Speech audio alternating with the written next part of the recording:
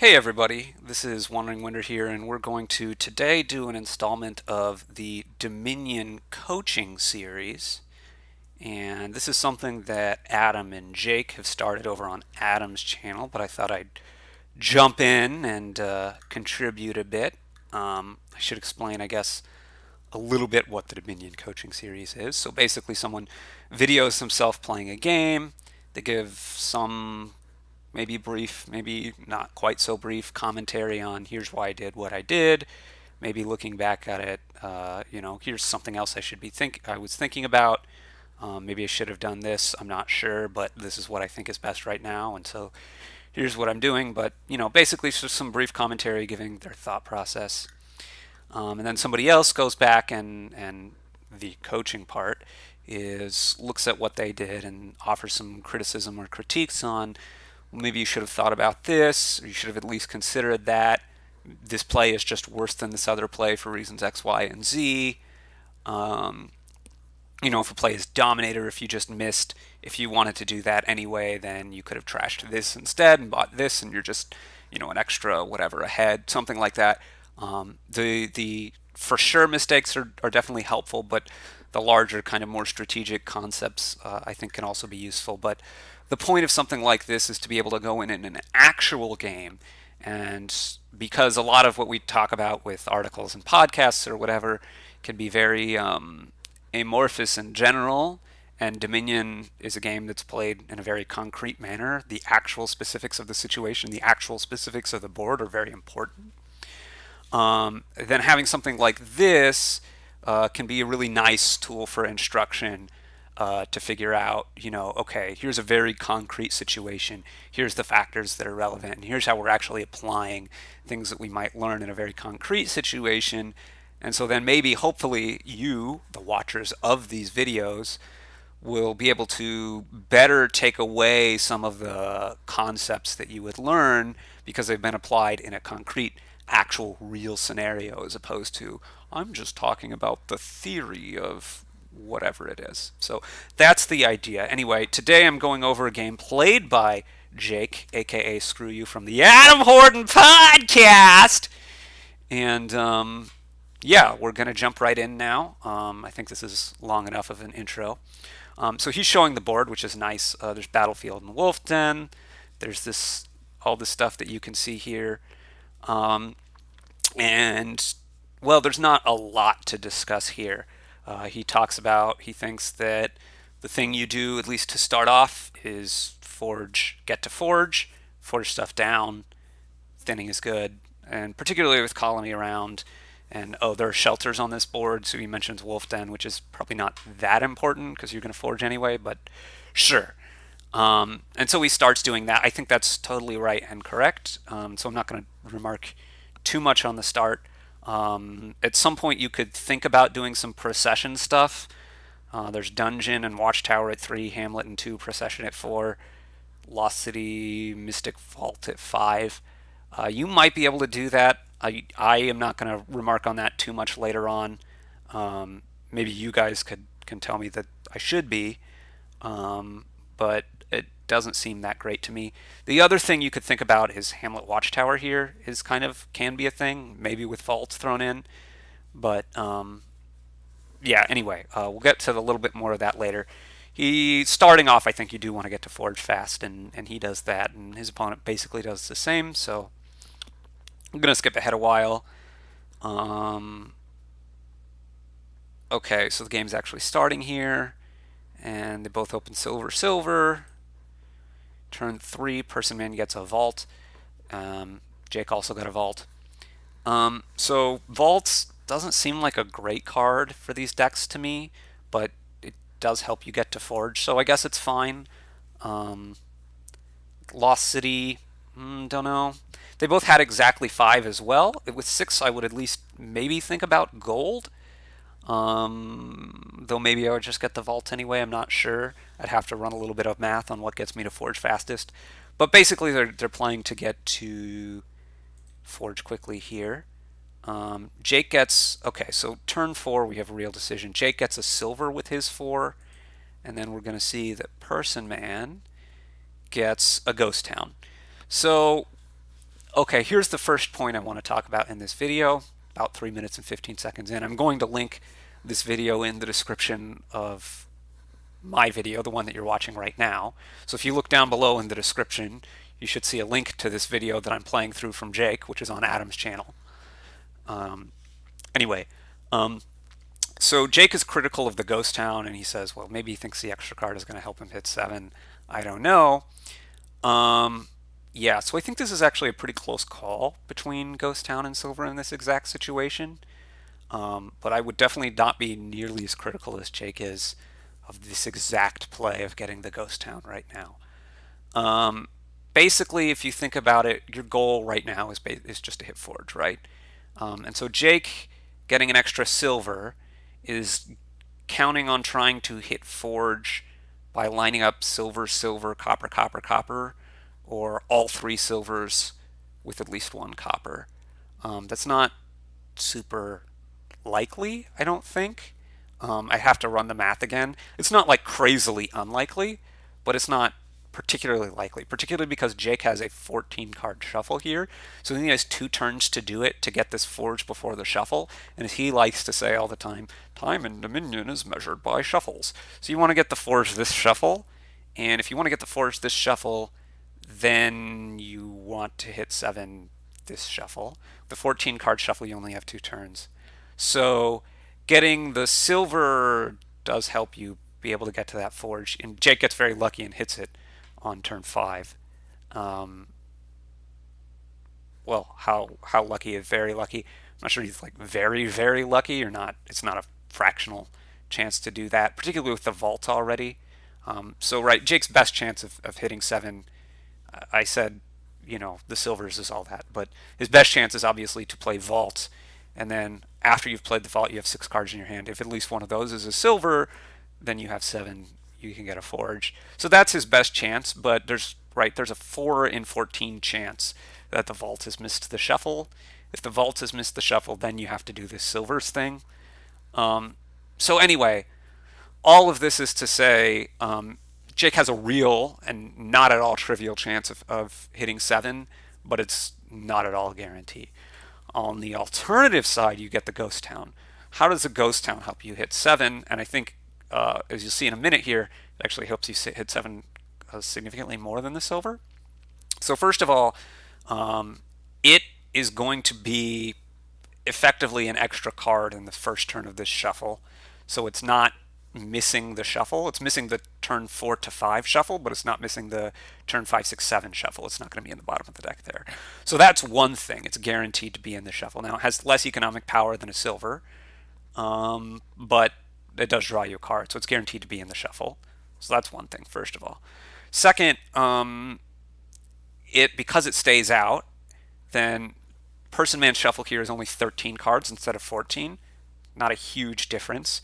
But then you also draw 1 extra card, so that gets you up to, you're seeing 11 out of your 13 cards, as opposed to Jake is seeing 10 out of his 14. So he's significantly more likely to, he here is Personman, is significantly more likely to be seeing his vault, right, than Jake is. So that's a point in favor of getting the Ghost Town. And then if he sees his vault on this turn with the Ghost Town, of these 6 cards out of 13 to see it, so it's almost 50% that he sees his vault here, he can guaranteed, just from playing the vault with a 6 card hand, you go up to a 7 card hand, boom, you're for sure getting your forge. And so that's some pretty good chances there. Then if he doesn't see his vault in those 6 cards, his next 5 cards can see the vault, and then he only needs to see one of his 2 silvers in those in the last 7 cards of the shuffle, and he has forge that way. And if his vault is in the second half of his shuffle, basically, and the silvers aren't, that means both silvers are in the top half of his shuffle, in which case he has 4 other cards, 3 of which need to be copper. So that's like a reasonable chance as well. So he's like pretty likely to quite likely, and I think significantly more likely to be able to hit forge. And then after you have the forge, I think the silver might be slightly better than the forge, but there's a good chance you're forging, or silver might be slightly better than the ghost town. But there's a good chance that you're forging whichever one is anyway. And the ghost town, if you're not forging it away, helps you see your forge faster and slightly more frequently with more stuff to trash. So it's not even entirely clear which is better after you get to the forge, and I think the ghost is better at getting you to the forge. So I think the ghost town is actually a good play. If I just said ghost there instead of ghost town, I meant ghost town. Sorry. Um, anyway, this is all to say I think the ghost town is actually a good play here, which Jake didn't understand and kind of dismisses as that can't be good because just one extra card can't be as good as silver. And if it was just the one extra card and you're ignoring the vault and you're ignoring the lowering chances of missing the shuffle, then I would agree that it's worse. But because it lowers the chances of missing the shuffle, it makes the shuffle shorter. I think you're significantly more likely to see Forge faster by doing this Ghost Town play than Jake is with his Silver play, and I think that difference is enough to make the Ghost Town better. But it's not the hugest difference in the world, and I obviously just spent quite a long time on it. Now, what doesn't make sense to me, and I am going to go a little bit into Personman's play, even though Jake is the one who I'm talking about here, but I am going to go a little bit here and not really understand how Person Man then plays it. So he played a silver and two coppers from his 6-card hand. And let's see, he goes ahead and he buys like a Watchtower here. I'm not convinced that the Watchtower is a good card in this deck at all. But the bigger point is he has 3 cards left in hand here that he didn't play. Now, I am assuming that if any of them were money, he should play them and get like a Lost City or something. A 5 is going to be better than one of these. And if none of them are money, then they have to be the 3 shelters. So my guess is that these are the 3 shelters, and so he has to buy the Watchtower. Although the rest of the shuffle is going to make me think he has more money here and thinks that the Watchtower is just the best card for his deck, which I don't think is the case, but okay. Jake then has 5 on this turn, where, oh, come on. Right, he has 5 on this turn, and he buys a Lost City. Now, here's why I'm going into this Person Man stuff. Jake, if he's paying attention, should, I think, understand that Person Man is very likely to be in the situation where his vault is one of these 7 cards, and because we know that Person Man has 2 silvers and he only played one of them last turn, the silver is also one of these 7 cards. So if Person Man has the vault and plays the vault, he's getting the forge. And this is very important when Jake buys, as we talk about here, Lost City. Now, he does buy Lost City, and there's arguments for it and against it, and I'm not actually sure what the best way is here, but you at least want to be thinking about this because you want to be tracking your opponent's shuffle. So he has 5 cards in hand. That's a 5/7 chance, of about 71%, that he has the vault in hand. If he has the vault in hand, he should, if you don't buy Lost City, he's going to play the vault, he's going to have the 7-card hand, he's going to have exactly 7 money, he's going to buy a forge, and that's going to go into the next shuffle. If you play the Lost City, then if he plays the vault, that's going to trigger a shuffle. He's definitely going to be able to get the forge, and he's going to get the forge, but it's going to be an extra turn because it's going to be the next shuffle after that before Person Man can see it. So you're slowing them down. On the other hand, if Person Man doesn't have the vault at all, it's one of these 2 cards, then there's a 50% chance that playing this Lost City draws him into that vault. I guess overall that's only a 1 in 7 chance, so that's pretty low. But if you do it, then that's really, really, really good for Person Man because he can now get the forge. So that's a huge cost to pay. On the other hand, the Lost City is probably the best card for Jake's deck, and 5/7 of the time it's slightly bad for Person Man. So I do think this Lost City is correct, but I think Jake should be thinking about what his opponent is doing a little more here and figuring out how good or bad this extra card actually is. And we know that he hasn't seen his vault yet. You have to assume that if he had this vault in the first 6 cards, he would have played it and gotten the Forge, and it would have been great for Person Man. So it almost has to be one of these cards. But anyway, Jake goes ahead and gets the Lost City here. And then Person Man plays his vault and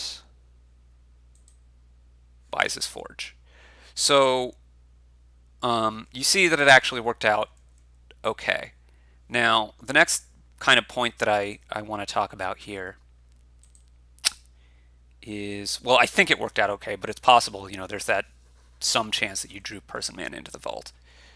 And I think being a shuffle ahead on the Forge is almost game winning. But anyway, the other thing we'll see though is Person Man played this vault, and Jake had this hand, and he discarded Copper and Hovel. And, well, okay, so the next thing we want to talk about is discarding to your opponent's vault. I think this is reasonable here. You want to find your Forge as fast as possible, and you really want to forge as much as you can there. If you'll notice, though, he has 11 cards down, so if he plays this vault, there's a good chance the Forge, if he discards to Person Man's vault, and then he plays his vault, then there's going to be 8 cards left. There's going to be a 5/8 chance that the shuffle gets accelerated, and the Forge doesn't miss it, and that's good. And there's going to be a 3/8 chance that you've just made your Forge miss the shuffle by playing this vault. I guess he has a Lost City down here, so probably this is the best play, and it makes the most sense. But as we'll see later on, I think he discards to Person Man's vault a lot, and I don't think he always should. So Jake ends up with 6 here, and he buys another Lost City, I think. And because he's still trying to get control of his deck, that's fine. Skip ahead a bit. Person Man gets more Ghost Towns. I'm not exactly sure what that's about. Okay, here we get to the first decision that Jake has to make with the Forge, and he talks about, well, he has 6 money, he has the Forge. You definitely want to trash a lot here. He trashes everything, but then he says, well, he thinks maybe it would have been better if he would have trashed 4 coppers and bought a Hamlet. So here's the biggest point of this game to my mind, and that's that Jake wastes a lot of time around from here before the end of the game going in on this Hamlet kind of plan. So I think there's a few different plans you can do here.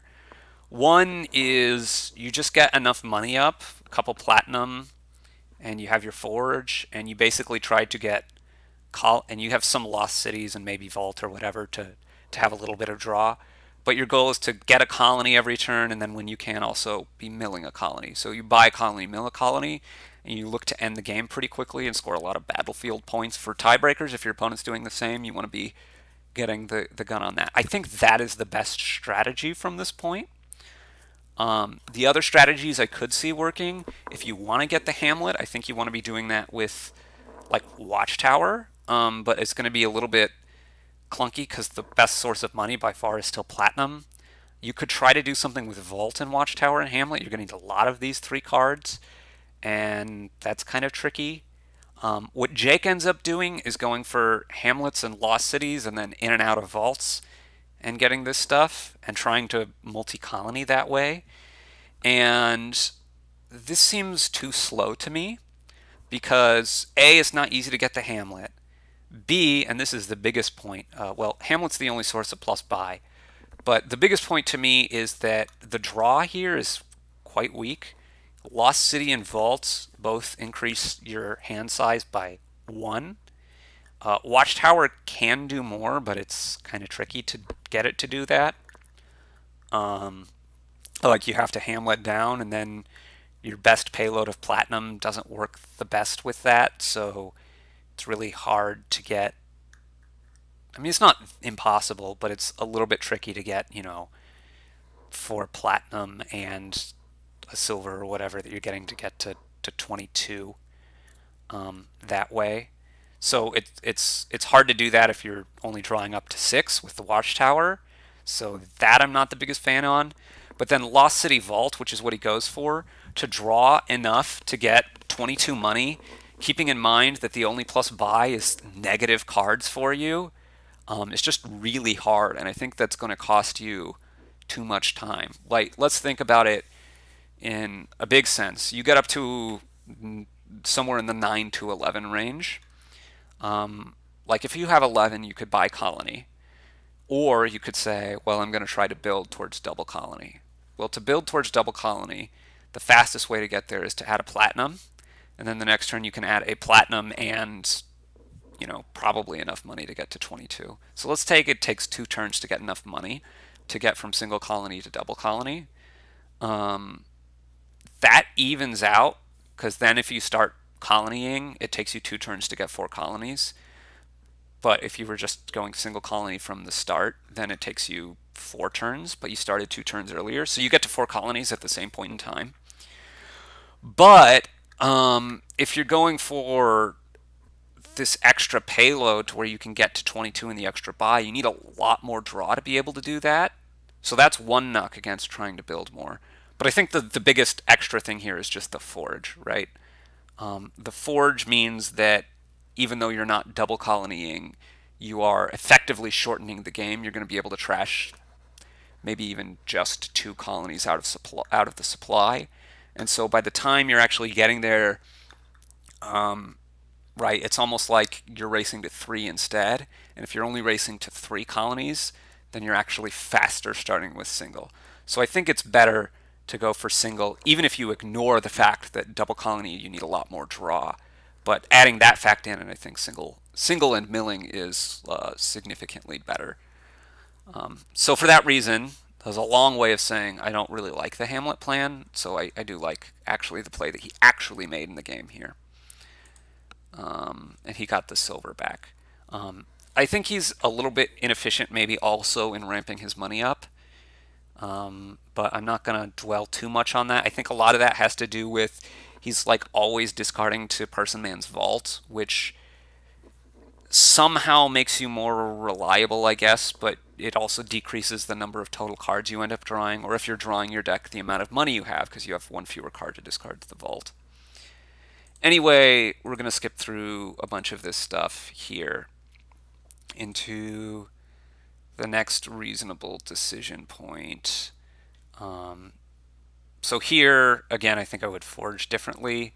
He forges 2 silvers into a gold, I think, or something like that, which seems, I don't know, pretty bad to me. He Hamlets for buy and then forges, silver vault and hovel into platinum. No, that's actually good, but Hamleting for buy, again, he shouldn't have this Hamlet to start with, I don't think, but I'd rather have the gold here than 2 more Hamlets. Like I can forge this Hamlet away later on, maybe. I don't know. Anyway, from this point, here's where I want to talk about it being clear. This is turn 11, and he has 9 money. No, it's the next turn I want to talk about. Again, he didn't add that much to his deck there. I would have just wanted another platinum, which is actually what he got. So what am I saying? No, he was fine there, but even spending a little bit of more time on platinum than I think he wanted. If we look at his turn 12, so we move forward here, get to his turn 12. So he has 13 money here, 1 buy. He can buy colony here. He doesn't buy colony here. If he buys colony here, then the next turn, let's look at his deck. He has, because it's all in play, 2 Hamlets, a Vault, a Lost City, a Forge, a Lost City, a Gold, and 2 Platinum, right? So this is 1, 2, 3, 4, 5, 6, 7, 8, 9 cards. 9 cards big, that's not that big. They draw 1, 2, 3, 4, 5, 6, 7, 8 cards, plus the original 5 for your hand. So he's overdrawing his deck by 4 cards. Now he's going to buy a card here, so he's only going to be overdrawing by 3. But he has pretty good reliability on being able to draw his deck. It's not by any means certain that he can do so, but it's reasonably likely. Now he does have 3 unique cards here, and that's kind of bad from the Wolf Den perspective. He's on -9, but I don't think that's the hugest deal, particularly with colonies around. Battlefield's going to offset some a little bit too. So what I would say is I think he should buy colony here. The next turn he should be aiming to buy colony and forge colony into colony, and then do that again the next turn as well.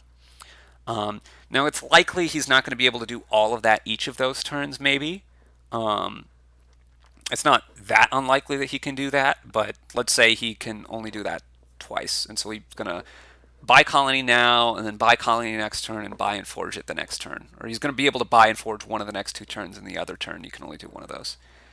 But in the best case, we say over this turn and the next 2 turns, so that's turns 10, 12, 13, and 14, he's going to get either 4 or 5 colonies out of the supply. He's going to have about 3 colonies in his deck.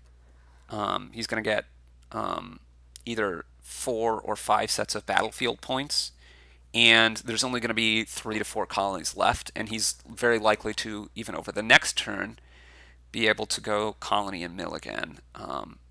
So I think like over the next 3 turns, he should be able to colony this turn and then colony mill on 2 of the next 3 turns, and there's a decent chance he can also get or mill a colony on the other of those turns. And I don't think Personman can really catch up if you look at what his deck is like if you watch the original video here. So I really favor that decision even from where he is. He doesn't. He builds more. And if we go to turn 14, so I was talking about after 3 turns. Boom, boom, boom. So this is Jake's turn 14. And so here he has enough money that he buys 2 colonies and gets a hamlet, I think. So he's gotten 2 colonies at this point, and I think if we go back to where we were the other way, he would have had 3 colonies in his deck, and 1 or 2 trashed was, I think, the most likely after this turn. So he's a colony down, and there are like 2 to 3 extra colonies in the supply. Personman well behind, and at that point, right, if he has 3 colonies in his deck and 2 colonies milled, there's only 3 colonies left. And because Jake also has more battlefield points, Personman would need to get all 3 of those colonies to be able to win. And I'm not even sure that that would actually win for him. So Jake would basically be sewing it up right now. If he'd only been able to mill 1 and has 3 colonies, then it's not 100% sewn up. But Personman is not in a place to triple, let alone quad colony. So I really think this position would have been better. And actually here for what Jake does, I would strongly consider going colony estate, because I think you don't need 3 Hamlet plays. And while the estate is definitely worse than the Hamlet, the battlefield points, while they get offset by the Wolf Den points, I think you're eventually expected to probably forge whatever this 2 is anyway. Now as the game plays out, it doesn't work out that way, so maybe this is totally wrong and the Hamlet is better. But I would have at least thought about the estate here for the battlefield points. Anyway, his plan seems slow and clunky to build up as much as he did. And if we go back to Personman played a little bit more straightforwardly. He also got to double colony, but he had to forge into one of them. So his deck is worse than Jake's, and so Jake is just still very far ahead because he was ahead in getting to that forge to start with mostly. But the really interesting turn here is this turn 15, where Jake, well, he mills a colony, which I'm not sure about at all. But he also only plays 1 Hamlet for buy. And he plays a Hamlet here that he doesn't take for buy, and he plays a Hamlet here that he does take for buy. And then he plays a Hamlet here that he doesn't take for buy, and then he plays the vault and draws this golden colony. So I think he could have discarded the forge for a buy. He has a couple of bad cards on his deck. I'm not sure that this is best. I feel like this whole turn is slightly misplayed, but anyway, he forges the colony just quote unquote for the battlefield points, which seems kind of weird and kind of wrong. But with only 2 buys, I'm not actually sure that he has a hugely better play. And so here's the tricky thing, and this is not all criticism of Jake, and the coaching series isn't all supposed to be negative. After he does that, he sits and thinks, and he tries to figure out what the best thing for him to do would be here. So he can double colony, and that will get him the last battlefield points. He'll get up to 29 points from the first colony and then 39 points there. Person Man has 21. There's no battlefield points left. What he's worried about is Person Man being able to go colony, double province, and then win the game that way.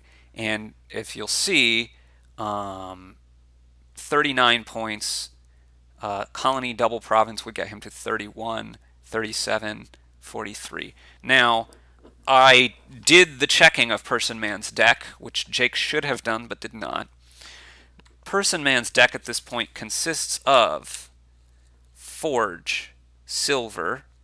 No, wait. I have this written down somewhere. No, I was reading off the wrong spot. His deck consists of 2 coppers, 2 lost cities, 2 vaults, 2 colonies, 1 forge, 2 hamlets, and 3 platinum. So, I ask, well, how likely is it that Person Man can do this colony double province thing that you're worried about? First of all, it is possible, right? If he draws enough with his lost cities and his vaults, then he can forge a hamlet and a platinum into colony. He uses his other hamlet for buy, and he has 10, 12 money from, well, mostly the platinum. He can discard whatever to one of the vaults, and he can buy exactly double province. Is that enough cards? Well, he starts with 5 cards in hand, plays 2 lost cities, that gets him to 7 cards in hand, plays 2 vaults, that gets him to 9 cards in hand. He only needs 1 more terminal action play. He has only 1 action play left, but that's fine because he only needs 1. 9 cards in hand, you have to discard 1 for the plus buy from the hamlet, and then you're forging. That's a second card, and then the third and fourth card are hamlet and platinum. So that's 4 cards, and we said we were up to 9.